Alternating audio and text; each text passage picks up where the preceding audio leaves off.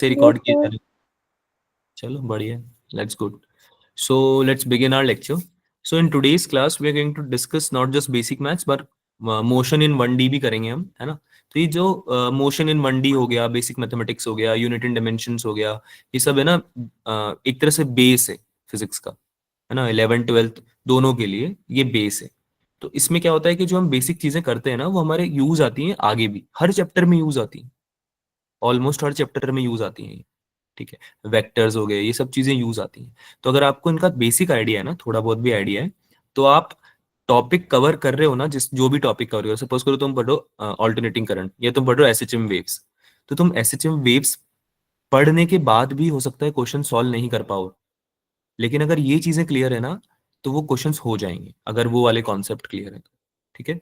तो इन चीजों को अभी जो चल रही है, सिंस मैंने सबसे पहले यही लिया है, सबको काफी बच्चों को दिक्कत थी, तो इनको अभी अच्छे से क्लियर कर लो.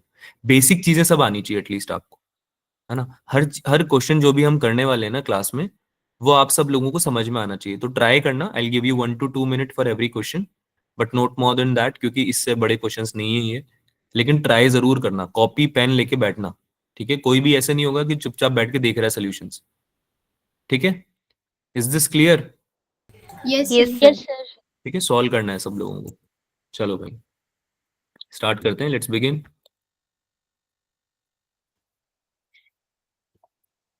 हाँ भाई, पहला सवाल आपके कंप्यूटर स्क्रीन पर, मतलब या जो भी तुम्हारी मोबाइल स्क्रीन है, जो भी.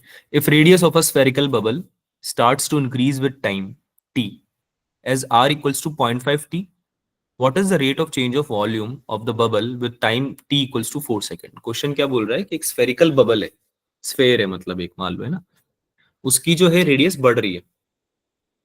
रेडियस बढ़ रही है मतलब वो बबल बड़ा हो रहा होगा, है ना. मान लो तुम जैसे, तुमने देखा होगा वो फेयर वगैरह में, मेले वगैरह में ऐसे होता है ना, फुलाने वाला स्ट्रॉ होती है, उससे बबल बनाते हो तुम, कभी देखा हो तो, है ना. तो लेट्स यस से सर। कि उसका यूज कर रहे हैं हम बबल बनाने के लिए. तो तुमने ना फूक मारना चालू किया, है ना, आप उसमें फूक मार रहे हो, और उससे आपका बबल बड़ा हो रहा है. ठीक है. अब आपने जब ब्लो की एयर, तो बबल बड़ा होता गया. तो उस बबल के बारे में बात हो रही है, इमेजिनेशन में ये रखना है. देन क्वेश्चन क्या बोल रहा है कि जैसे वो बड़ा होने लगता है तो टाइम के रिस्पेक्ट में बड़ा हो रहा है ना. कैसे बड़ा हो रहा है? R equals to 0.5 t. ये फंक्शन हमें क्या बताता है? फंक्शन हमें ये बता रहा है कि रेडियस टाइम पे डिपेंडेंट है, यानी टाइम जैसे जैसे चेंज होगा, रेडियस भी वैसे वैसे चेंज होगी. और कैसे चेंज हो रही है? 0.5 t के हिसाब से, यानी आधी हो रही है, t/2. यानी t इक्वल्स टू 1 सेकंड पे रेडियस हो जाएगी 1/2. t इक्वल्स टू 2 सेकंड पे रेडियस कितनी हो जाएगी? 1/2।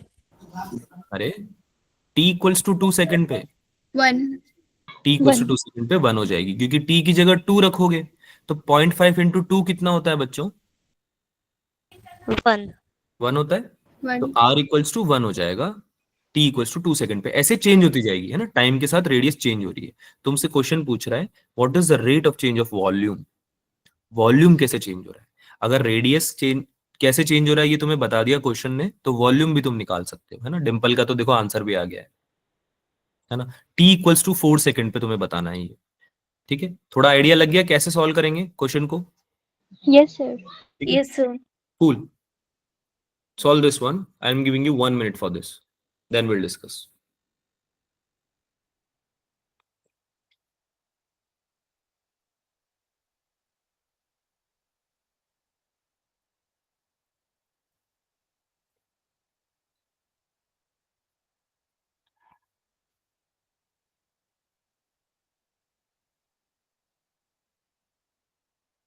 बहुत ही बेसिक क्वेश्चन है ये समझ में आने चाहिए. लेकिन अगर आप टॉपिक समझना चाहते हो कि कौन से टॉपिक का क्वेश्चन है, तो ये मैक्सिमा एंड मिनिमा का क्वेश्चन है बेटा. ठीक है, मैक्सिमा एंड मिनिमा, यानी मैक्सिमा और मिनिमा जहां पे भी आ जाएंगे ना, आपको डिफरेंशिएशन यूज करना है. डिफरेंशिएशन समझते हो सब लोग? D y by yes d sir. X, है ना, d y by D x, d v by d t, ये सब चीजें जो है डिफरेंशिएशन से आती हैं. तो ये आप अगर बेसिक चीजें समझते हो, तो ये आप फिजिक्स में जो भी क्वेश्चंस आएंगे उनमें यूज कर सकते हो. राइट, कितना आंसर आ रहा है भाई? डिंपल का डी आ रहा है क्या, 2 आ रहा है? अच्छा जी,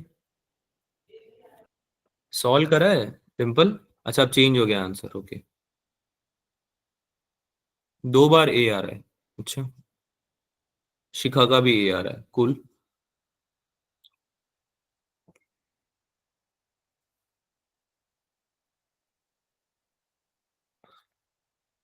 करो भाई, सॉल्व करो।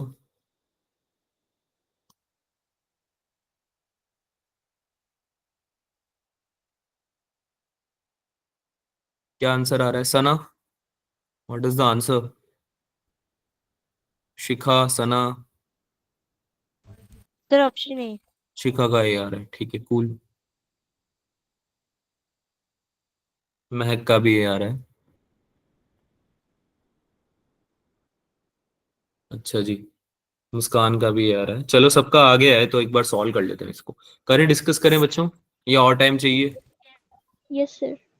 Yes sir. सर, ठीक है। तो हमें दिया हुआ है आर इक्वल्स टू 0.5 t। कुछ भी समझ में नहीं आए तो गिवन लिखना है। जैसे कि मैं हर बार समझाता हूँ, जो जो इन्फॉर्मेशन दी हुई है उसको लिख लो, ठीक है। अब ये समझ में आ गया। तो तुम्हें rate of change of volume पूछ रहा है क्योंकि दिया तो एक ही चीज है ना। तो अब आगे बढ़ेंगे। पूछ क्या रहा है? Rate of change of volume. Volume क्या होता है स्फेयर का? 4/3 πr³ ये होता है ना। Rate of change of volume, अगर rate of change of volume निकालना है बेटा, तो ऑब्वियसली टाइम के रिस्पेक्ट में ही निकालोगे ना, कि टाइम के हिसाब से वॉल्यूम कितना चेंज हो रहा है। Yes sir. यस इसको सर। बोलते हैं rate of change of volume. इसको क्या बोलते हैं? Rate of change of volume. Rate of change of volume इसको बोलते हैं। तो अगर तुम rate of change of volume निकालोगे, डीवी बाई डी करोगे, तो इसमें आर एक वेरिएबल फंस जाएगा ना। आर एक वेरिएबल है, यस रेडियस एक सर। वेरिएबल है। तो तुम्हें अगर वी का डिफरेंशिएशन करना है, वी को डिफरेंशिएट करना है टाइम के रिस्पेक्ट में, तो तुम्हें आर को भी डिफरेंशिएट करना पड़ेगा। Yes sir. क्या ये बात समझ में आ रही है सबको? है ना। Yes yes sir. सर। करके देख लेते हैं, करके देख लेते हैं, समझ में आ जाएगा। तो डीवी बाई डी करके देखो, डीवी बाई डी कितना आ रहा है? डीवी बाई डी कितना आ रहा है? डीवी बाई डी है ना, वेलोसिटी नहीं है, वॉल्यूम है। This is volume. कंफ्यूज मत होना कोई, ये ऐसी चीजें भी बतानी पड़ती है ना, अच्छा नहीं लगता मुझे, लेकिन हो जाते हो तुम लोग कंफ्यूज। हाँ भाई, 4/3 πr³ का डिफरेंशिएशन करेंगे टाइम के रिस्पेक्ट में, तो क्या आएगा भाई? सबसे पहले तो 4/3 πr³ को करोगे डिफरेंशिएट, है ना, डीवी को करोगे डिफरेंशिएट, वी को करोगे मतलब, तो ये हो जाएगा आपका 4/3 × 3 हो जाएगा क्या? Yes sir. 4/3 × 3, अरे ये जो पावर होती है आगे आ जाती है ना, yes yes sir. Sir. Power होती है यस आगे आ सर। जाती है ना, है ना, मल्टीप्लाई हो जाती है ना आगे जाके ये। तो ये आगे हो जाएगी मल्टीप्लाई बाय, अब इसका क्या कर देते हैं हम, -1 कर देते हैं, है ना, n-1। तो ये कितना हो जाएगा? πr² हो जाएगा क्या बच्चों? Yes sir. क्या ये बात समझ यस में आई सर। सबको? Yes sir. अब यस इस सर। चीज को समझो, ये डिफरेंशिएशन कंप्लीट नहीं हुआ है, क्योंकि अभी तुमने इसको टाइम के रिस्पेक्ट में डिफरेंशिएट नहीं किया है, अभी तुमने केवल वॉल्यूम को डिफरेंशिएट किया, डीवी निकाला है मतलब बेसिकली, ठीक है। डीटी के रिस्पेक्ट में नहीं किया है। तो डीटी के रिस्पेक्ट में करने के लिए जो वेरिएबल होता है उसको भी मल्टीप्लाई, उसको भी डिफरेंशिएट करना पड़ता है। तो उसको मल्टीप्लाई कर देंगे हम जो वेरिएबल है उसके डिफरेंशिएशन से। तो वेरिएबल क्या है? आर है, यानी आप D r by d T से इसको क्या कर दो, मल्टीप्लाई कर दो। क्या ये बात समझ में आई सबको? Yes sir. मुझे पता है इस यस चीज सर। में तुम स्ट्रगल करते हो, काफी बच्चे करते होंगे, इसलिए मैं इसको बहुत बेसिक तरीके से आराम से समझा रहा हूँ। अगर समझ में नहीं आई तो पूछ लो। आई होप समझ में आ गई हो ये चीज कि कैसे डिफरेंशिएट करना होता है। यस अरे सर। कुछ बोलोगे हाँ ना? Thumbs up, thumbs down? Yes sir. ठीक है। हाँ भाई, तो इसका मतलब क्या हुआ कि हमें D r by d T नाम की चीज निकालनी पड़ेगी, क्योंकि समझो ना यार, टाइम दिया हुआ है 4 सेकेंड, इस पे निकालना है तुम्हें, है ना। लेकिन d r by d t हमें नहीं पता है अभी। पता है क्या d r by d t? No sir. No sir. No sir. तो आर निकालने के लिए आर तो निकालना ही पड़ेगा ना, आर नहीं निकालेंगे तो कैसे आंसर आएगा? आर तो वेरिएबल है। तो आर निकालने के लिए पहले D r by d T निकालना पड़ेगा, D r by d T निकालेंगे तो उसके बाद आर भी निकालेंगे, ठीक है। तो आर क्या हो जाएगा बच्चों, sorry, D r by d T क्या हो जाएगा? ये वाली इक्वेशन को डिफरेंशिएट कर देंगे किसके रिस्पेक्ट में? टाइम के रिस्पेक्ट में। कितना आ जाएगा ये? 0.5 आ जाएगा क्या? Yes sir. Yes sir. है ना? Yes sir. पता है ना ये कैसे करते हैं? y इक्वल्स टू 2x होता है, तो dy बाई डी एक्स कितना हो जाता है? 2 हो जाता है क्या? Yes sir. है ना। ये एग्जाम्पल्स हैं सारे, एग्जाम्पल्स, है ना। ऐसे करते हैं डिफरेंशिएट, है ना, गायब हो जाएगा वो। तो ये यहाँ पे t गायब हो जाएगा, 0.5 बचा, dr बाई dt की वैल्यू आ चुकी है। अब dr बाई dt की वैल्यू तो आ गई है, लेकिन हमें r निकालना है। r कैसे निकालूंगा मैं? r की वैल्यू क्या निकालनी है और कैसे निकालनी है बताओ? क्या तुम्हें ये इक्वेशन दे रखी है r इक्वल्स टू 0.5t? ठीक है, अकॉर्डिंग टू क्वेश्चन तुम्हें टाइम को लेना है 4 second, at t equals to 4 second पे तुम्हें निकालना है, राइट? तो कितना हो जाएगा t इक्वल्स टू 4 सेकेंड पे r? 0.5 इंटू 4, है ना? t की जगह टाइम रख 4 सेकेंड रख दूंगा ना सिंपली में, Yes, Yes, sir. sir. Metre हो जाएगा क्या r? मैंने Yes, 2 मीटर या Yes, 2 यूनिट sir. जो भी है, मतलब बेसिकली हमें यूनिट तो दी नहीं है इसकी, तो 2 यूनिट्स बोल दो इसको, कोई फर्क नहीं पड़ता जो भी है, 2 यूनिट्स लिख देते हैं, 2 यूनिट्स, है ना? तो 2 आ गया r। अब r आ चुका है, dr बाई dt आ चुका है, तो ये दोनों चीजें इस इक्वेशन में रख सकता हूँ क्या? मेरी जो प्राइमरी इक्वेशन मैंने बनाई थी ये वाली, Yes, sir. Yes, sir. रख दो भाई, dv बाई dt। अब आप निकाल रहे हो उसको specifically t equals to 4 second पे, है ना? कितना हो जाएगा ये? 4/3 multiply by 3 multiply by pi multiply by r square, कितना हो जाएगा? 2 स्क्वायर 4 हो जाएगा क्या? Yes, sir. D r by d T की जगह रख देंगे 0.5 यानी 1/2। ठीक है, 3 से 3 कट हो गया, ये 4 आएगा, तो ये 2 से 4 भी कट हो गया 2 टाइम्स, यहाँ पे 2 स्क्वायर 4 हो ही जाएगा, तो 4 इंटू 2 8, 8 इंटू पाई कितना हो गया? 8 पाई यूनिट्स पर सेकेंड। ठीक है, विद रिस्पेक्ट टू टाइम निकालना है ना, इसलिए पर सेकेंड आ रहा है। First option is your answer. कोई डाउट इसमें? No, sir. No, sir. बिल्कुल बेसिक से No. बताया मैंने, ठीक है। आई होप अगर आपको समझ में नहीं आया तो आप पूछ तो लो एटलीस्ट। समझ में आया सबको? Yes, sir. ठीक है, बहुत इजी क्वेश्चन है, बहुत ही बेसिक क्वेश्चन है, लेकिन समझ में आना चाहिए, क्योंकि आगे और डिफिकल्ट क्वेश्चन कर पाओगे अगर ये समझ में आ गया तो। ठीक है, चलो भाई नेक्स्ट क्वेश्चन करते हैं। So it's a question of integration. ठीक है, पहले इंटीग्रेट करना है, देन वैल्यूज पुट करनी है। ठीक है, बहुत बेसिक क्वेश्चन है, जल्दी से सॉल्व कर दो।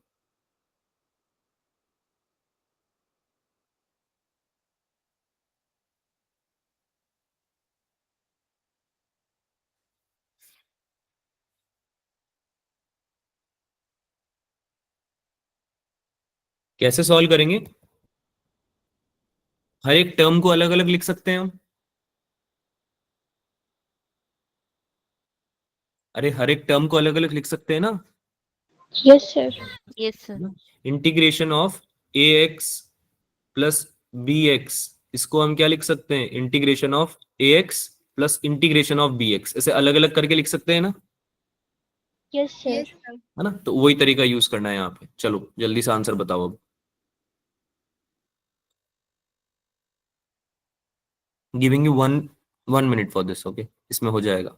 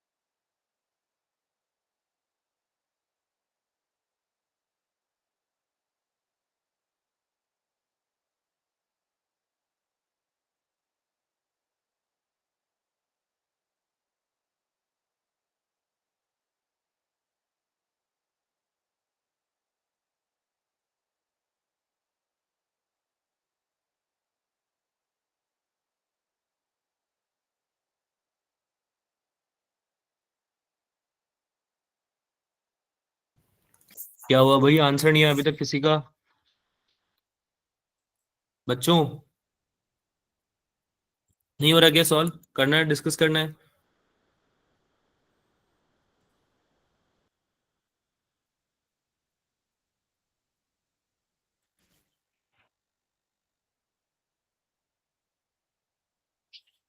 क्या स्टेटस है? मुस्कान, शिखा,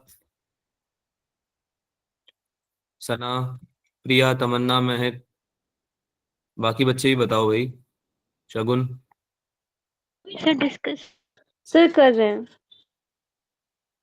अच्छा जी, अंशिका, आयुष,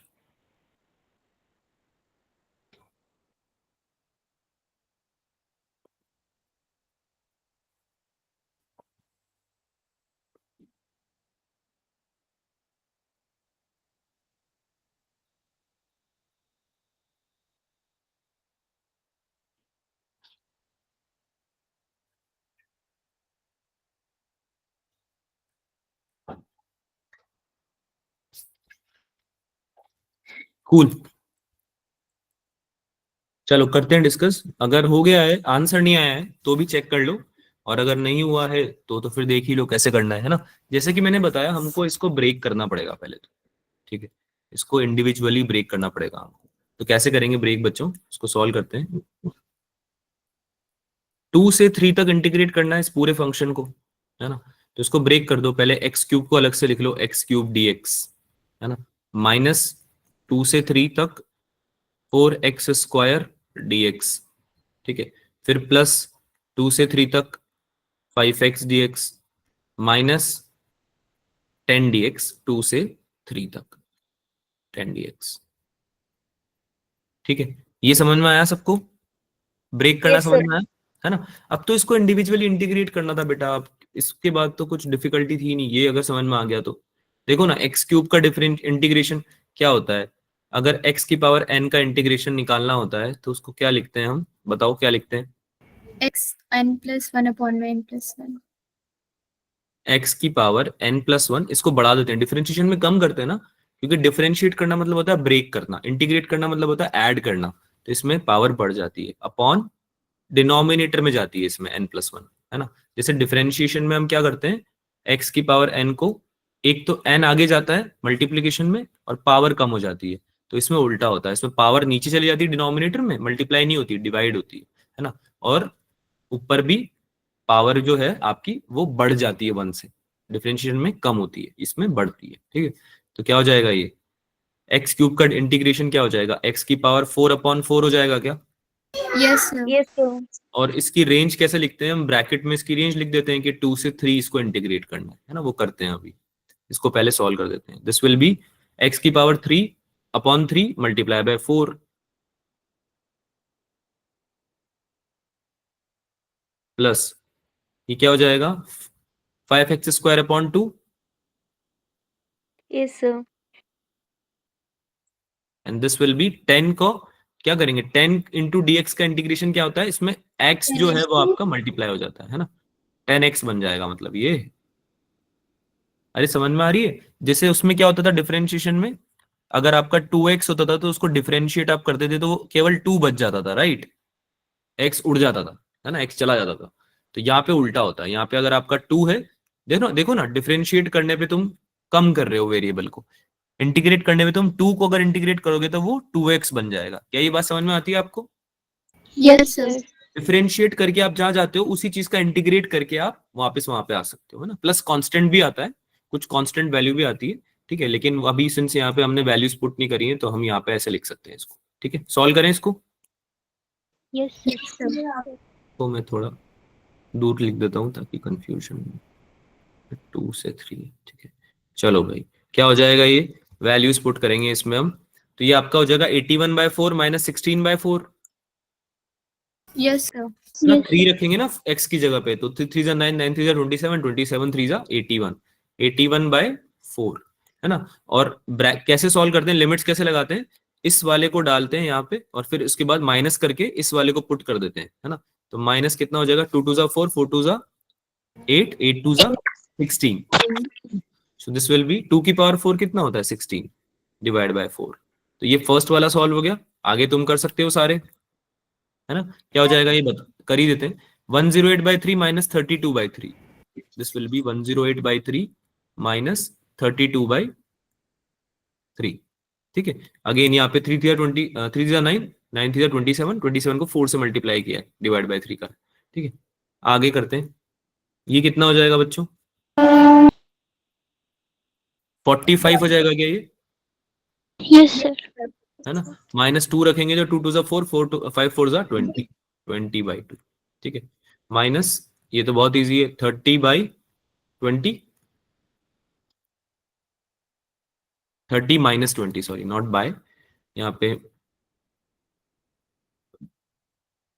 सब्ट्रैक्ट करते हैं ना हम इसमें से इसको, तो ये हो जाएगा 30 माइनस 20। ठीक है, समझ में आ रहा है ये? Yes, sir. Yes, sir. Now this you can solve, this will come out as -74/12। अब ऐसा कोई क्वेश्चन आने नहीं वाला है, अगर आता भी है तो देखो तुम सॉल्व तो कर ही सकते हो, तो ऐसे क्वेश्चन को जनरली बाद में करना। क्या ये बात समझ में आ रही है आपको मेरी? इसको Yes, आपको sir. पहले नहीं Yes, करना, sir. इसको मार्क फॉर रिव्यू करके रखना। मार्क फॉर रिव्यू समझते हो? Yes, Yes, sir. sir. Mark for review मतलब जैसे कि तुमने मार्क कर दिया और उसको बाद में तुम देखोगे जब तुम्हारा पेपर अटेम्प्ट हो जाएगा। तो ये क्वेश्चन वैसे हैं जो कि आपसे 100% सॉल्व होने वाले हैं, लेकिन टाइम लगने वाला है। तो स्टार्टिंग में जब पेपर अटेम्प्ट करते हैं तो ऐसे क्वेश्चंस नहीं करते हैं जिनमें 2 से 3 मिनट लगने वाले हैं। ऐसे क्वेश्चंस करते हैं जो कि 1 मिनट में हो जाएंगे या 1 से 2 मिनट में हो जाएंगे, है ना। जिनमें ज्यादा टाइम लगता है, अब इसमें कैलकुलेशन है ना बेटा, तुम कर तो दोगे, लेकिन इसको एलसीएम लोगे 4, उसके बाद 81 माइनस 16 निकालोगे। अगर किसी की मैथ्स अच्छी है, मैथ्स अच्छी होने का मतलब कोई कैलकुलेट जल्दी कर सकता है। जैसे मैं तुम्हें बोलूं 27 मल्टीप्लाई बाय 4 करो, फिर उसको डिवाइड कर दो 2 से, उसके बाद उसको माइनस कर दो 103 से, तो ये पूरी चीज अगर आप कर पा रहे हो 10 सेकंड में, तुम्हें पता होगा इंडिविजुअली कौन कर सकता है कौन नहीं कर पा रहा। ठीक है, उससे कोई कोई दिक्कत भी नहीं है। अगर आप कर पाते हो ऐसी चीजें, तो आप ऐसे क्वेश्चंस को पहले करो जिनमें थोड़ी सी कैलकुलेशन है, एरिथमेटिक कैलकुलेशन है। लेकिन अगर आपको ऐसा लगता है कि सर मुझे थोड़ा टाइम लग जाता है ये सब कैलकुलेट करने में, तो आप ऐसे क्वेश्चंस को बाद में लेंगे। क्या ये चीज क्लियर है सबको? Yes, Yes. sir. सर मैंने तो टाइम लगा के भी इसका गलत आंसर निकाला कैलकुलेशन में, 8/12 आ रहा था मेरा। कैलकुलेशन देखो, ऐसे क्वेश्चंस में ज्यादा दिक्कत होती है। अगर आपको ऐसा लग रहा है ना कि ये क्वेश्चंस बहुत इजी हैं और ये तो गलत होने ही नहीं चाहिए, तो वो लग तो सही रहा है लेकिन गलत तो नहीं होने चाहिए, मतलब ये तो बात सही है, लेकिन गलत होते जरूर है, प्रोबेबिलिटी बहुत ज्यादा होती है। जो इजी क्वेश्चंस होते हैं उनमें ज्यादा प्रोबेबिलिटी होती है गलत होने की, क्योंकि हम जल्दबाजी में कैलकुलेशन कर देते हैं। तो क्रॉस चेक करना भी जरूरी है कभी कभी ऐसे क्वेश्चंस में। तुमको पता है ये ऐसे क्वेश्चंस होते हैं, चलो ये तो इसकी कैलकुलेशन तो इतनी डिफिकल्ट नहीं है, पर थोड़ी कैलकुलेशन अगर हम लेंदी कर दें, डिफिकल्ट कर दें, तो जो टीचर्स है ना उनसे भी गलती होती है कैलकुलेशन में, क्योंकि हम क्या जल्दबाजी में वन टाइम में करते हैं ना जब कैलकुलेशन, तो आपसे कुछ स्लिप हो जाता है।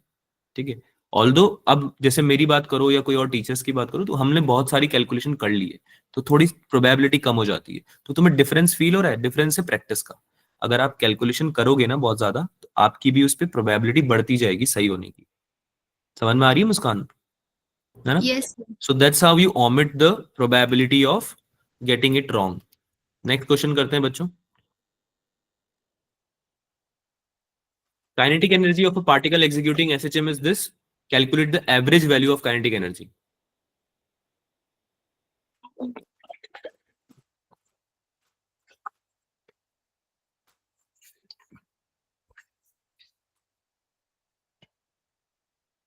काइनेटिक एनर्जी का आपको दे रखा है रिलेशन, एवरेज निकालना है, एवरेज।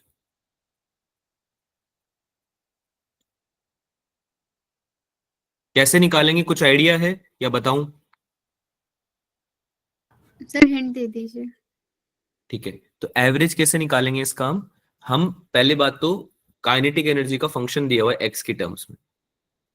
ठीक है, तो सिंस आपको 0 to a निकालना है, आप इसको पहले इसका आपको निकालना पड़ेगा के डी एक्स, है ना, उसको इंटीग्रेट करना पड़ेगा आपको 0 से a, क्योंकि 0 से x इक्वल्स टू 0 से a तक जब जा रहा है आपका पार्टिकल, लेट्स से कि कोई पार्टिकल है जिसकी काइनेटिक एनर्जी का ग्राफ दिया हुआ है, जो कि एसएचएम कर रहा होगा, कुछ काइनेटिक एनर्जी होगी उसकी, है ना। तो x की टर्म्स में आपको ये बात समझ में आती है? ये जो आप फंक्शंस देखते हो, इनको देख के अजीब सा फील होता है क्या? ऐसा फील होता है क्या कि सर समझ में नहीं आ रही है चीज क्या है, ये है क्या, ये मतलब यही समझ में नहीं आ रहा, ऐसा फील होता है क्या किसी को? No, sir. सर कुछ कुछ क्वेश्चंस होते हैं ऐसे। तो बेटा ये सारे फंक्शंस होते हैं। फंक्शन का मतलब क्या होता है कि जैसे कि मान लो तुम्हें इधर लेफ्ट हैंड साइड पे कुछ दे दिया है और राइट हैंड साइड पे कुछ दे दिया है। तो फंक्शन का मतलब है कि राइट हैंड साइड पे जो चीज है उसमें जब तुम चेंजेस करोगे तो लेफ्ट हैंड साइड वाली चीज अफेक्ट होगी। ये बात समझ में आता है? इक्वेशन समझ में आती है ना? इक्वेशंस भी तो ऐसे वर्क करती हैं। तो ये भी चीजें ऐसी होती है, फंक्शंस भी ऐसे ही होते हैं। तो जैसे यहाँ काइनेटिक एनर्जी की इक्वेशन दी हुई है, यानी कि ए और एक्स। ए तो कांस्टेंट है लेट से, तो एक्स को जैसे तुम चेंज करोगे, वेरिएबल्स को जब तुम चेंज करोगे तो काइनेटिक एनर्जी भी चेंज हो जाएगी, है ना? तो यहाँ पे क्या बोल रहा है ये कि आपका जो एक्स है ना, जो कि मोस्ट प्रोबेबली डिस्प्लेसमेंट होने वाला है ना? तो उसको जब आपका पार्टिकल डिस्प्लेस होता है एक्स इक्वल्स टू 0 से ए तक, तो काइनेटिक एनर्जी भी चेंज होगी। पार्टिकल जब मूव करेगा तो काइनेटिक एनर्जी में चेंज आना आएगा ना भाई? Yes, sir. यस तो वो चेंज ऐसे हो रही है, half M omega square A square minus x square change हो रही है। तो 0 से ए जाने में जो काइनेटिक एनर्जी में चेंज आया या इंक्रीज आया उसको आप इंटीग्रेशन से निकाल सकते हो, राइट? तो आपको काइनेटिक एनर्जी का इंटीग्रेशन करना पड़ेगा, के डी एक्स निकालना पड़ेगा 0 से ए तक। क्या निकालना पड़ेगा? के इंटू डी एक्स। के इंटू डी एक्स क्यों लिखा मैंने? क्योंकि एक्स के साथ, एक्स के टर्म्स में हो रही है ना ये चेंज, यस सर। है ना? Yes, variable sir. एक्स है ना तुम्हारा 0 से ए तक। तो ये तो तरीका हुआ तुम्हारा काइनेटिक एनर्जी निकालने का 0 से ए तक, लेकिन तुमसे काइनेटिक एनर्जी नहीं निकलवा रहा है ये तुमसे एवरेज वैल्यू निकालना चाहता है। तो एवरेज वैल्यू निकालने के लिए आपको इसको डिवाइड करना पड़ेगा डीएक्स वाले टर्म से। ऐसे निकालते हैं एवरेज किसी भी चीज का। अगर ये मैग्नेटिक फील्ड होता तो मैग्नेटिक फील्ड के केस में भी सेम तरीके से निकालते। डी, आप मैग्नेटिक फील्ड याद आ रहा है? निकालते थे हम डीबी करके, है ना? डीबी को इंटीग्रेट करते थे, यस Yes. है ना? छोटे से पॉइंट पे मैग्नेटिक फील्ड निकालते थे, उसको इंटीग्रेट कर देते। तो यहाँ पे काइनेटिक एनर्जी को ऊपर इंटीग्रेट कर रहे हैं और एवरेज निकालने के लिए हम डिवाइड कर रहे हैं। एवरेज किसी भी चीज का ऐसे ही तो निकालते हैं, वैसे भी एवरेज ऐसे ही तो निकालते हैं हम 0 से 10 तक जा रहे हैं तो हम 0 से 10 में जो भी हमारा चेंज आया है डिवाइड बाई कितना, कितने कहाँ से कहाँ तक जाने में चेंज आया है, 0 से 10 में जाने की चेंज आया है ना? तो भाई dx का मतलब यही तो है कि 0 से a में कितना डिस्प्लेसमेंट हुआ है ना? dx का मतलब यही तो है। dx को इंटीग्रेट करोगे तो क्या आएगा? dx को इंटीग्रेट करोगे तो क्या आएगा? Total displacement. अरे dx को इंटीग्रेट करना है, x आएगा ना? Yes sir. dx को इंटीग्रेट करके x ही आएगा ना? अब 0 से a पुट करोगे जब तुम x में तो a तो आएगा, a माइनस 0 a आएगा, Yes, sir. है ना? तो 0 से a जाने में यानी तुम a तक का डिस्टेंस ट्रैवल कर रहे हो और एवरेज तुम ऐसे निकाल रहे हो कि तुम a से डिवाइड कर रहे हो, टोटल को a से डिवाइड कर रहे हो। और एवरेज निकालते भी ऐसे ही थे। मान लो तुम्हें बोला कि मुस्कान, शिखा और सना, इन दोनों का जो हाइट है ना, वो है 10, 11 और 12, ना? लेट से ये हाइट है। तो ये तो तुम ऐड करके टोटल निकाल सकते हो कि टोटल हाइट कितनी है तीनों की, Yes, यस sir. सर। और तुम्हें अगर एवरेज निकालने के लिए बोल देंगे तो 3 से डिवाइड करोगे ना, Yes, यस sir. सर। है ना? तो समझ में आ रहा है कि ये नंबर क्या होता है ना? तो जैसे तुम Yes, sir. काइनेटिक एनर्जी जब निकाल रहे हो तो उसका एवरेज कैसे निकालोगे कि तुम ए से डिवाइड कर रहे हो बेसिकली उसको, कि 0 से ए जा रहा है ना, तो वो नंबर जो है उससे तुम डिवाइड कर रहे हो, है ना? तो ये फॉर्मूला होता है।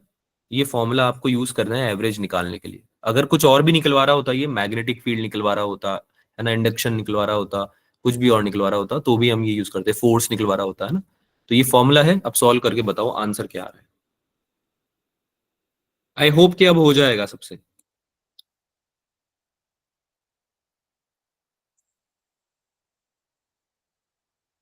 ठीक है, मैं एक बार लिख देता हूँ इसको, चलो कर लेना तुम। अभी इसमें और भी क्वेश्चंस करने हैं तो इसको एक्सप्लेन कर, अब इससे ज्यादा टाइम नहीं देंगे इसमें कैलकुलेशन में। ये बेसिकली ऐसे ही होगा, मैं मेंशन कर देता हूँ एक बार। 0 से a 1/2 m omega square A square minus x square, ठीक है? इसको dx के साथ इंटीग्रेट करेंगे और डिवाइड कर देंगे 0 से a dx का। तो इसको जब सॉल्व करोगे ना आप, तो आपका आंसर आ जाएगा। मैं आंसर बता देता हूँ, उसको सॉल्व कर लेना। 1/3 m omega square A square answer आएगा। Is this clear? ये वाले टर्म को यस इंटीग्रेट करना है तुम्हें, बस ए स्क्वायर माइनस एक्स स्क्वायर वाले टर्म को, ठीक है? तो इसको सॉल्व कर लेना, इसको सॉल्व कर लेना, ठीक है?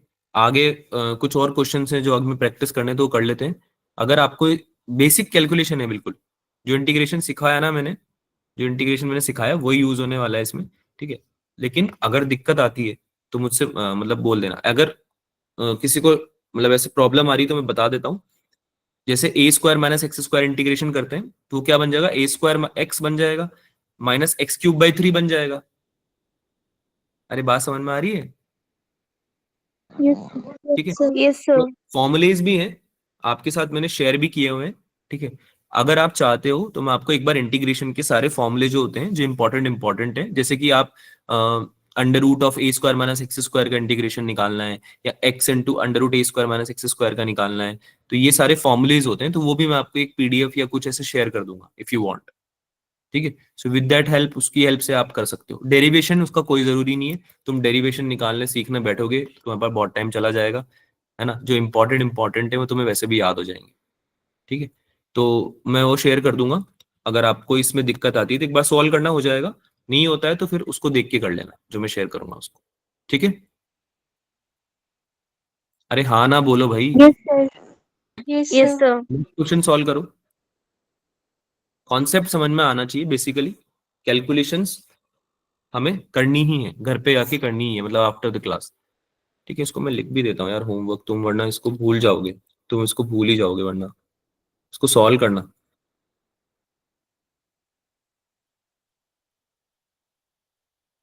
अरे डिम्पल ने पहले आंसर बता दिया, रटा हुआ है क्या?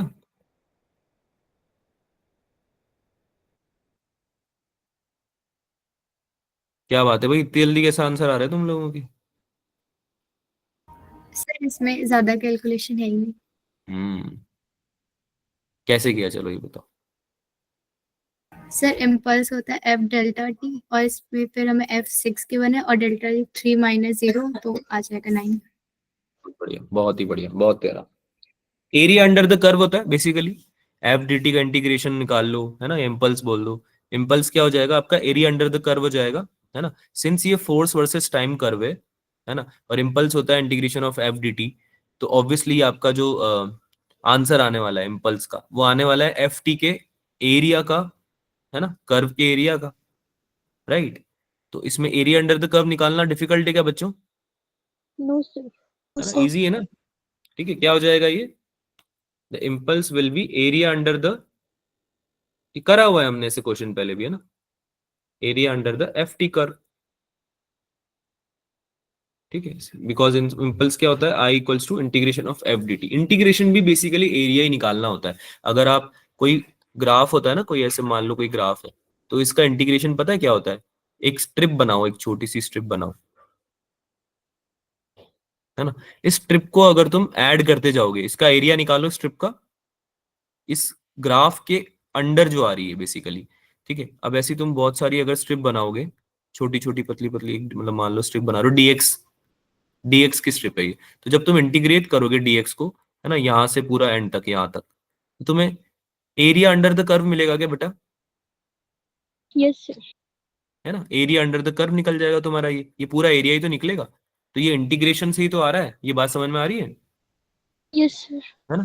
तो दैट्स वाई ये जो एरिया अंडर द कर्व है ये तुम्हें इम्पल्स दे देगा यहाँ पे, है ना, क्योंकि ये एफ टी ग्राफ है। अगर फोर्स वर्सेस टाइम ग्राफ नहीं होता, कुछ और होता, है ना, फोर्स वर्सेस स्पीड होता जैसे, तो फिर उसके उसके अंदर का एरिया भी तुम्हें इम्पल्स दे देता क्या? अगर ये फोर्स वर्सेस स्पीड ग्राफ होता, एफ टी ग्राफ नहीं होता, फोर्स वर्सेस टाइम ग्राफ नहीं होता, तो दे दे उसका उसका एरिया जो भी निकालते तुम, वो इम्पल्स होता कि नहीं होता, ये बताओ।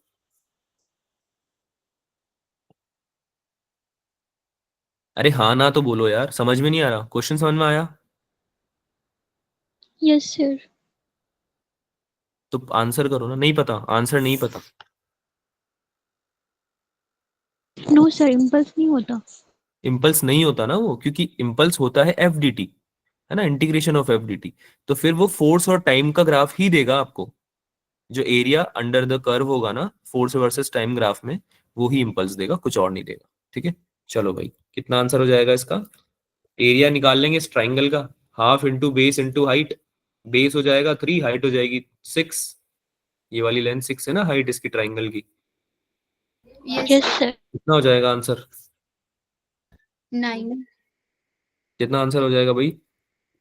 ये इससे कटा 2 times, sorry 3 times, the answer will be 9 Newton second, है ना. फोर्स का यूनिट न्यूटन, टाइम का unit second. So 3 option will be right answer. आगे चलें या कोई डाउट है उसमें? Yes sir. No, sir. Cool. Solve the next one. Minimum value निकालनी है इस फंक्शन की. थोड़ी मैथ्स हो रही है तो घबराना मत. अभी क्या है, समझ में आ गई ना ये सारी चीजें, ये कर लिया तुमने एक बार मेरे साथ में, तो ये बाद में परेशान नहीं करेंगी, थोड़ा आइडिया रहेगा चीजों का. ठीक है, तो ये चीजें इसलिए मैं करवा रहा हूँ.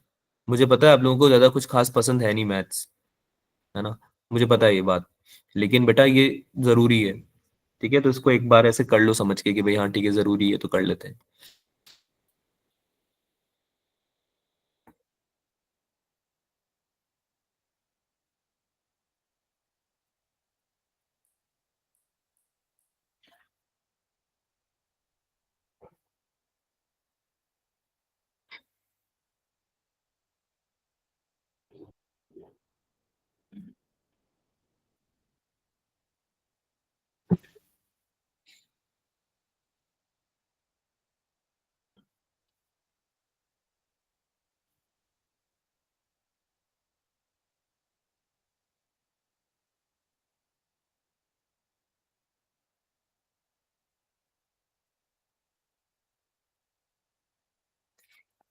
हो रहा है क्या?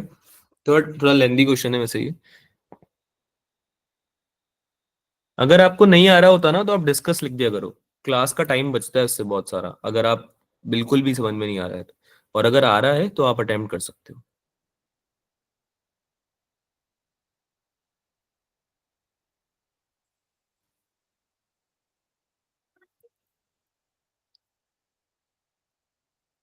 ठीक है,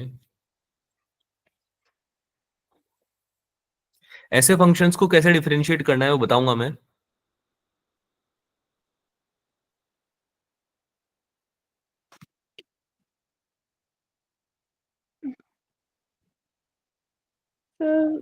ऑप्शन डी और option option D. Option D, हाँ. 10/1 + √3. Yes sir. कैसे किया मतलब?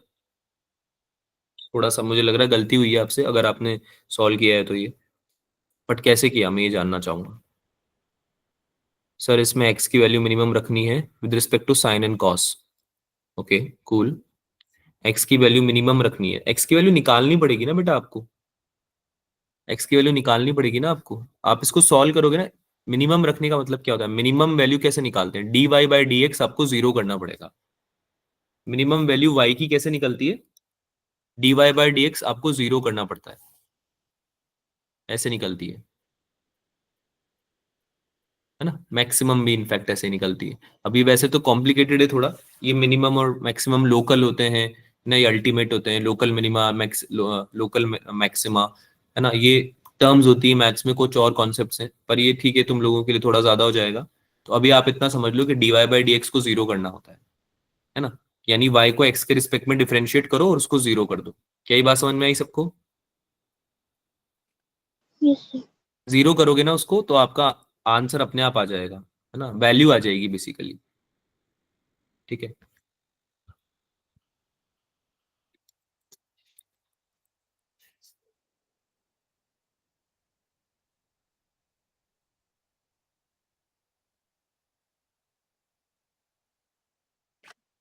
अच्छा ये पता है क्या सारे, product rule, quotient rule, chain rule. Chain rule तो मैंने लास्ट टाइम डिस्कस भी किया था, सर. है ना. कोशेंट रूल यूज होगा इसमें बेसिकली. f(x/gx) को कैसे डिफरेंशिएट करते हैं, अगर ऊपर कुछ है, एक फंक्शन ऊपर है एक फंक्शन नीचे है, तो उसको कैसे डिफरेंशिएट करेंगे.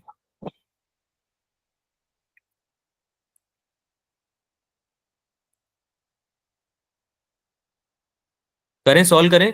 अच्छा मैं एक बार फॉर्मूला लिख देता हूँ तुम्हारे लिए, फॉर्मूला लिखना है. Yes, sir. ठीक है, देखो इसको इसके फॉर्मूला लिख देते हैं पहले. अगर आपका कोई फंक्शन है मान लो, एज इन तुम्हें dy/dx निकालना है f(x/gx) का, डिफरेंशिएशन करना है. f(x) ऊपर कुछ न्यूमरेटर में भी है कुछ फंक्शन और नीचे भी कुछ फंक्शन है, तो उसको कैसे डिफरेंशिएट करते हैं उसका फॉर्मूला है, इसको नोट भी कर लेना कहीं पे. ठीक है, f'(x)(gx) पहले ऊपर वाले का डिफरेंशिएशन निकाल करो और उसको मल्टीप्लाई कर दो नीचे वाले से डायरेक्टली, ठीक है। उसके बाद यही प्रोसेस करो माइनस साइन लगा के उल्टा करके, यानी कि माइनस एफ एक्स को एज इट इज रखो और जी का डिफरेंशिएशन कर दो, है ना, नीचे वाले डिनोमिनेटर का डिफरेंशिएशन कर दो। और नीचे जो भी है ना, जैसे यहाँ पे नीचे क्या है, sine x plus root three cos x है क्या डिनोमिनेटर में, Yes, sir. है ना, इसका आपको स्क्वायर निकालना है, यानी जी एक्स का आपको स्क्वायर करना है, ठीक है। ये तरीका होता है, फॉर्मूला होता है बेसिकली, क्वोशिएंट रूल भी बोलते हैं इसको,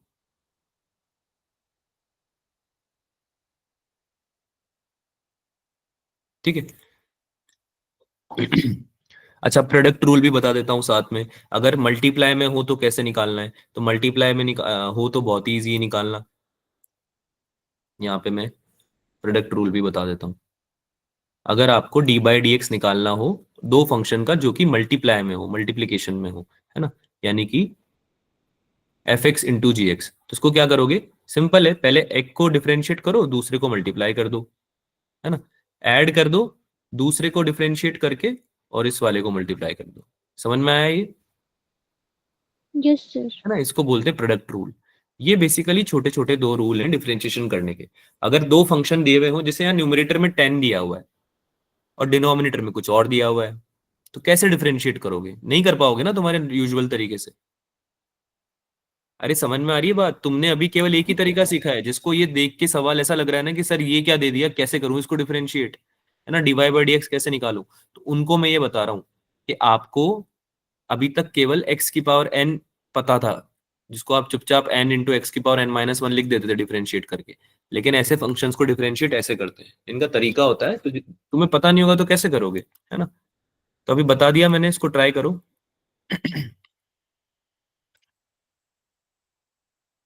करूं, मैं खुद करूं एक बार, मतलब मैं कर दूं, डिस्कस कर लें इसको, यस सर।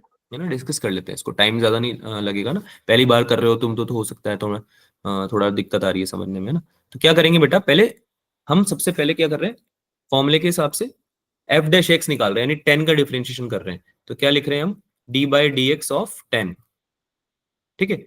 इसको मल्टीप्लाई किससे कर रहे हैं बेटा, नीचे वाला एज इट इज लिख दे रहे हैं क्या हम पूरा, Yes, sir. Sine x plus root three cos x, है ना, एज इट इज लिख दिया, राइट। माइनस लगाएंगे, अब इस बार हम क्या कर रहे हैं, 10 को एज इट इज रख रहे हैं और इसको मल्टीप्लाई कर रहे हैं D by D X of किससे, sine x plus root three cos X. अब नीचे वाले फंक्शन को डिफरेंशिएट कर देते हैं, है ना, और इसको डिवाइड कर देंगे हम नीचे वाले के होल स्क्वायर से, यानी sine x plus root three cos x का होल स्क्वायर। ये तरीका होता है बेसिकली, है ना। इसको आपको मैं सॉल्व करके बता देता हूँ, ऑल्दो इतना रिक्वायर्ड नहीं है, तुम्हें बेसिकली चीजें पता होनी चाहिए, फॉर्मूला पता होना चाहिए बस, फिर भी एक बार सॉल्व कर देते हैं। तो ये ऊपर वाला तो 10 का डिफरेंशिएशन होता है, तो क्या होता है बेटा, किसी कांस्टेंट नंबर का डिफरेंशिएशन क्या होता है, जीरो हो जाएगा, है ना, ये तो जीरो हो जाएगा। तो जीरो से कोई भी चीज मल्टीप्लाई करोगे तो जीरो ही आएगी ना वो तो, यस है सर। ना। माइनस ये वाला टर्म करना है बस अब। तो साइन एक्स और कॉस एक्स का डिफरेंशिएशन तुम लोगों को आता है, साइन एक्स का डिफरेंशिएशन होता है कॉस एक्स, क्या होता है साइन का डिफरेंशिएशन, कॉस। कॉस एक्स, और कॉस का डिफरेंशिएशन होता है माइनस साइन एक्स। ये हो जाएगा 10 एज इट इज लिखोगे, इसमें मल्टीप्लाई कर दोगे साइन का cos, cos x plus root three minus sine x. ये समझ में आया क्या, यस Yes, सर। sir. और डिवीजन में आपका जो भी है ये, है ना, अब डिवीजन में ये जो भी है इसका स्क्वायर, इससे कुछ फर्क नहीं पड़ेगा क्योंकि इक्वल्स टू जीरो लिखा हुआ है ना, तो ये तो क्रॉस मल्टीप्लाई होकर वैसे भी जीरो हो जाएगा, Yes, यस sir. है ना। तो तुम्हें बस इसको सॉल्व करना है, अब देखो कितना आसान हो गया है, इतना डिफिकल्ट है ही नहीं, क्योंकि तुम्हें केवल न्यूमरेटर सॉल्व करना है, और न्यूमरेटर में तो आपका बहुत इजी फंक्शन है ना, 10 cos x minus root three sine x, ये फंक्शन है बस, इक्वल्स टू जीरो, है ना, माइनस साइन भी कोई मायने नहीं रखता, है ना।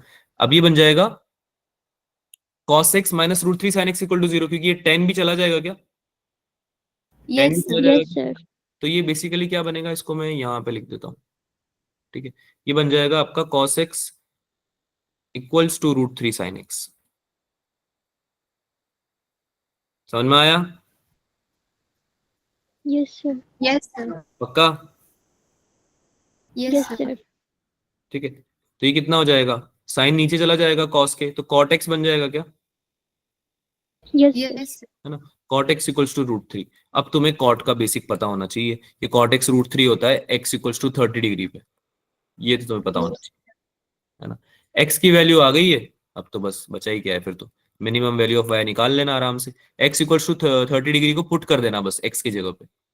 फंक्शन में y इक्वल्स टू, ये जो पूरा फंक्शन है ना तुम्हारा, इसमें इस x को पुट करना है तुम्हें बस, और आंसर आ जाएगा, है ना। 5 आंसर आ रहा है इसका, third option.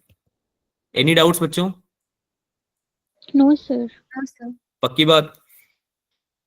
Yes, yes sir. Sir basic mathematics यही होती है यार, देखो थोड़ा लगेगा अजीब, लेकिन कोई बात नहीं, क्योंकि अगर आप बेसिक मैथमेटिक्स सीख गए, 1-2 दिन की बात है, अगर ये सीख गए, जैसे आज लास्ट टाइम बेसिक मैथमेटिक्स आज कर रहे हैं हम, अगली क्लास से हम जो भी या तो मोशन इन 1D 2D ये सब पढ़ेंगे, कुछ और टॉपिक पढ़ेंगे, पर आज कर रहे हैं, ठीक है। तो बेसिकली क्या, बेसिक मैथमेटिक्स थोड़ा बहुत आइडिया लग जाता है ना एक बार, तो तुम क्वेश्चंस में तुम्हें हेल्प मिल जाती है, ठीक है। नेक्स्ट वाला क्वेश्चन करेंगे, ये वाला छोड़ दो, इसको होमवर्क में ले लो, क्योंकि अब बेसिक मैथ्स के बहुत सारे क्वेश्चन हो गए हैं, ठीक है। ये वाला भी होमवर्क में आप ले सकते हो, वैसे तो ये डायरेक्टली आपको देख के पता होना चाहिए किसकी इक्वेशन है, ठीक है, लेकिन हो जाएगा, चलो कोई ना। यहाँ से चालू करते हैं, मोशन इन 1D फिजिक्स, थोड़ी बहुत फिजिक्स भी दे लेते हैं अब, है ना। इसको सॉल्व करो बच्चों, सॉल्व दिस वन। एक कार है जो कि 2/5 of total distance v1 speed से कवर करती है, और बाकी का 3/5 डिस्टेंस v2 स्पीड से कवर करती है। तुम्हें एवरेज स्पीड निकालनी है। एक पॉइंट है ए से, ये जा रही है बी तक, देन सी तक, ठीक है। तो ये मान लो ये 2/5 डिस्टेंस है, 2/5 एक्स है, और ये तुम्हारा 3/5 एक्स है। तो इसको ये कवर कर रहा है v1 स्पीड से, और यहां से फिर ये बाकी का डिस्टेंस कवर कर रहा है किस स्पीड से, v2 स्पीड से। तुम्हें क्या निकालना है बच्चों, एवरेज स्पीड निकालनी है। क्या निकालना है, Average speed. Average speed. निकाल पाओगे, Yes, sir. करो सॉल्व करो।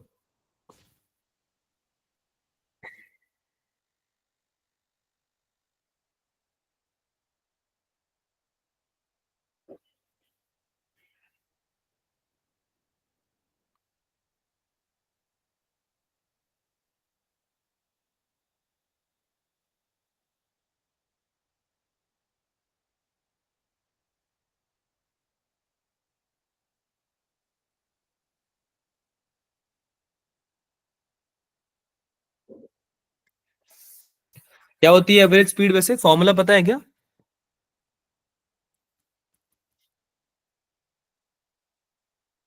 Sir v1 plus v2 upon में v1 v2 अरे बेसिक फॉर्मूला क्या होता है एवरेज स्पीड का, टोटल डिस्टेंस ट्रेवल अपॉन में टोटल हाँ, time taken. Total distance upon total time, ठीक है। This individual information is enough to find the answer.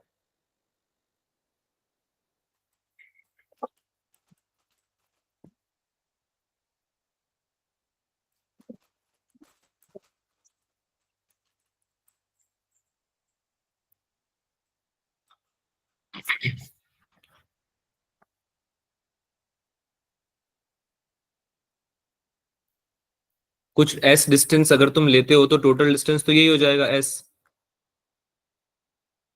है ना। ध्यान से समझो तो ये s जो है वो क्या है, 5 ही तो है भाई, 2/5 तो ये भाई यस करो ना। हाँ चलो सॉल्व करो, एक बार सॉल्व करो, उसके बाद बात करेंगे, ठीक है। टोटल डिस्टेंस है s, ठीक है, इसको s मान के चलो, या कुछ भी मान लो, x मान लो, x या s, और फिर टोटल टाइम निकाल लो, है ना, डिवाइड करो, देखो क्या इक्वेशन बन रही है तुम्हारी। ऑप्शंस देख के डरना नहीं है, बहुत इजी क्वेश्चन है ये।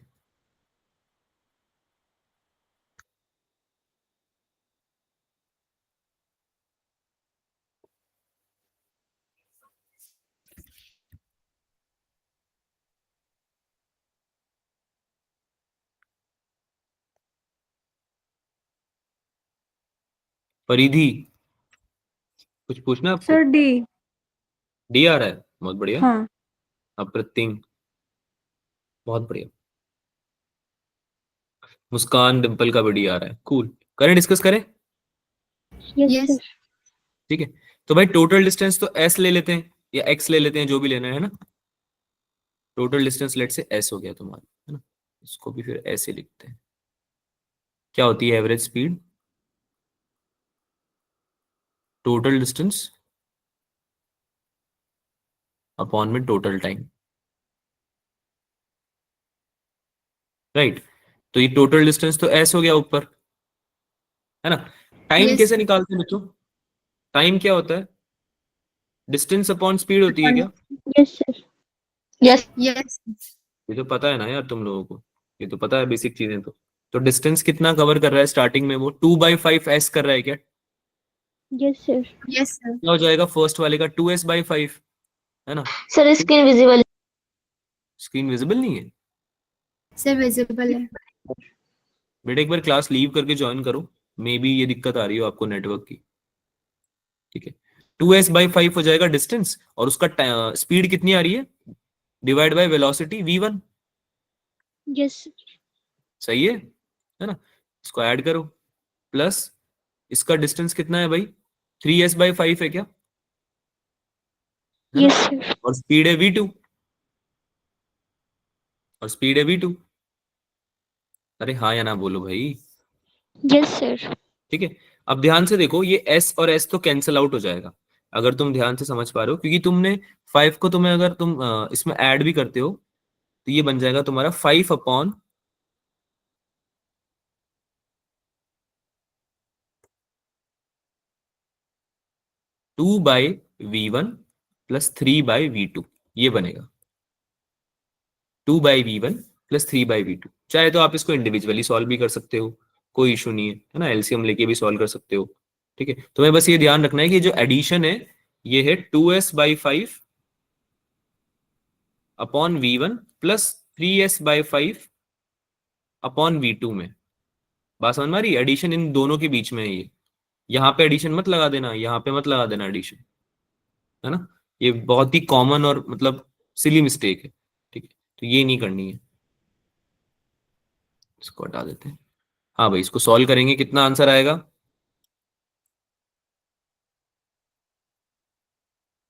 v1 v2 एलसीएम ले लो, ये आ जाएगा आपका डिनोमिनेटर में 3v1 प्लस 2v2, और ये ऊपर आ जाएगा v1 v2 ऊपर चला जाएगा 5v1v2।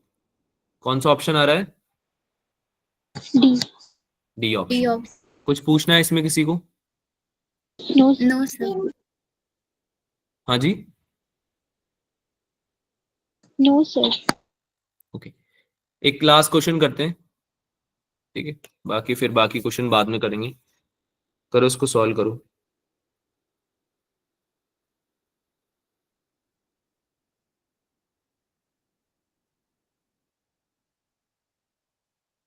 इसमें निकालनी है एवरेज वेलोसिटी।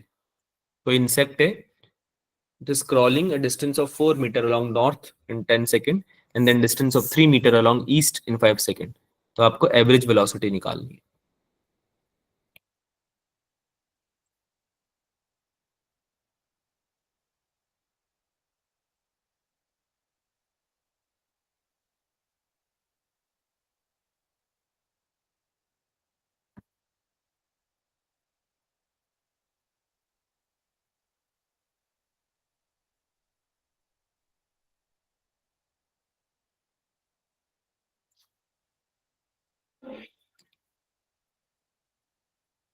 क्या आ रहा है?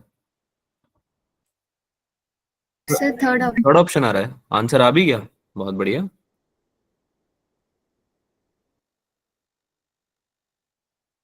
कैसे किया सॉल्व? सर इस पहले वो diagram like north south east west वाला उसमें बनाया, तो 4 मीटर अपवर्ड जाएगा, फिर राइटवर्ड्स 3 मीटर, तो फिर इसमें एवरेज वेलोसिटी पूछा है तो इसमें डिस्प्लेसमेंट निकाला 5 आएगा, and then total time taken 5 प्लस 10 प्लस 5 15, तो 5 अपॉन में 15 बनता 3। Very good.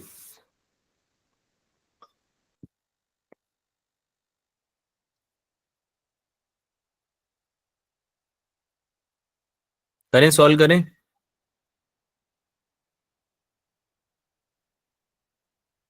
Yes sir.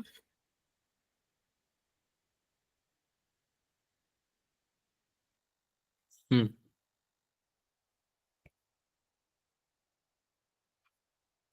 तो भाई क्या बोल रहा है, ये इंसेक्ट है जो क्रॉल कर रहा है distance of 4 metre along north. जैसे यहाँ से मान लो ऑरिजिन है इसका, यहाँ से स्टार्ट हो रहा है, तो ये 4 मीटर इधर गया, है ना, दिस इज 4 मीटर, ठीक है, नॉर्थ में गया, 10 सेकंड लिया इसने इसमें, 10 सेकंड, ठीक है। And then it distance of 3 metre along east, east किधर होगा, राइट में होगा क्या? Yes, sir. इसको हटा के इधर लिख देते हैं, it went 3 metre, 3 metre east direction में, this is 3 metre, this is 4 metre, है ना। इसमें इसको लगा 10 सेकेंड, इसमें इसको लगा 5 सेकेंड, ठीक है। अब एक बात बताओ, एवरेज वेलोसिटी निकालनी है। एवरेज वेलोसिटी के लिए क्या निकालोगे तुम? डिस्प्लेसमेंट अपॉन टाइम होता है वेलोसिटी, है ना। Yes, तो भाई डिस्प्लेसमेंट तो तुम्हारा यही होने वाला है, yes, sir. Yes, sir.